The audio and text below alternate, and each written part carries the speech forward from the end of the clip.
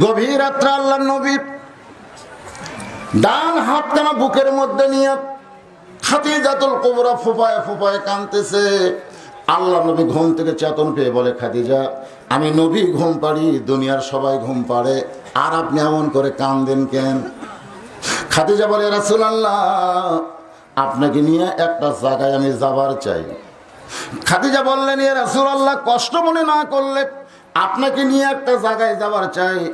রাসূল বললেন, আমার কোনো আপত্তি নাই, কারণ মা খাদিজা যখন দুনিয়াতে জীবিত ছিলেন আল্লাহ নবীর দ্বিতীয় কোনো বিবি ছিলেন না, ওই একটাই মাত্র বিবি, নাম হলো তারা খাদিজা। খাদিজাকে আল্লাহ রাসূল অত্যন্ত মহব্বত করতেন। কারণ হলো, আমরা যখন বিয়ে করেছি তখন বউকে আমাদের হাতে তুলে দিছে। জোরে কোন কথা ঠিক কি না? আমার খবরটা আমি জানি। আমি বিয়ে করার পর আমার শ্বশুর আমার হাতে তার মেয়েকে তুলে দিয়ে বলল, বাবা, আজ থেকে আমি আমার মেয়েকে তোমাকে দিয়ে দিলাম, তুমি আমার মেয়েকে দেখাশোনা করো।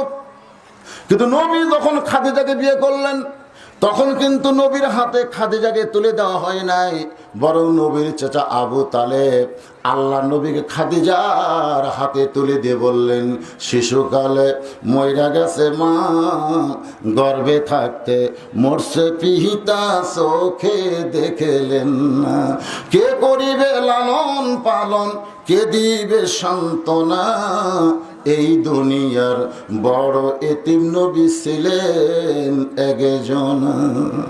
আল্লাহ রাসূলের চাচা বললেন, মা, আজ থেকে আমার এতিমকে তোমার হাতে তুলে দিলাম, তুমি আমার এতিমকে দেখাশোনা করো।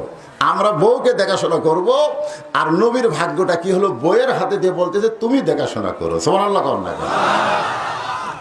মা খাদিজা নবীকে সব সময় দেখাশোনা করতেন। এই জন্য আল্লাহ নবী মা খাদিজা জীবিত থাকা অবস্থায় দ্বিতীয় কোনো বিয়ে করতে পারেন। সেই খাদিজা বললেন, হুজুর, কষ্ট মনে না করে আমার সঙ্গে এক জায়গায় যেতে হবে। গভীর রাত্রে মা খাদিজা আল্লাহ নবীর হাতটা ধরে যেই ঘরে ফাতেমা ঘুম পাড়ে ওই ঘরের দরজায় এসে দাঁড়িয়ে বললেন, ওগো আল্লাহর নবী, এই ঘরের মধ্যে যে মেয়েটা ঘুম পাড়তেছে এই মেয়েটা কে? যেই বলছে এই মেয়েটাকে, নবী বলেন, খাদিজা, আপনি কি পাগলি হয়ে গেলেন? আমি হলাম বাবা, আপনি হলেন মা, আমাদের দুইজনের মাধ্যমে আল্লাহর নিয়ামত ফাতেমা। আল্লাহর কি নিয়ামত? আসলে মেয়ে সন্তান আল্লাহর কি? আরো জোরে। আল্লাহ কিন্তু আমাকে কোনো ছেলে দেয়নি, আমাকে আল্লাহ পর পর 3টা মেয়ে দিছে। কয়টা দিছে? আমি দেখছি, আমি তো ছেলেকের খবর জানি না, কারণ ছেলে আমার নাই। আমার মেয়েরা যখন কিছু